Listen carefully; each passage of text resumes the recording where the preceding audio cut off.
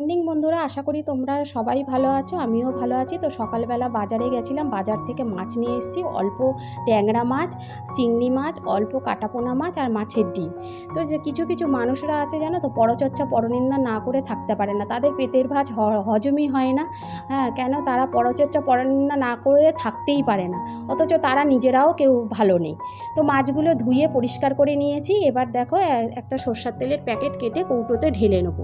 তো দেখো আমার ঢালা হয়ে গেল তেলটা। এবার আমি রান্নাঘরে চলে গেছি রান্না করব বলে। আর এখানে একটা ডিম সিদ্ধ বসিয়েছি খাবো বলে, আর ভাত বসিয়েছি। তারপর কড়াই বসিয়ে নিয়েছি। কড়াই বসিয়ে এবার দেখো মাছ ছেড়ে দিলাম। তো ছেলে বলেছিল মা আজকে লেজা আনবে, লেজা খাবো, তাই জন্য দুজনের জন্য 2 পিস লেজা এনেছি। তো আমার রান্না হয়ে গেল।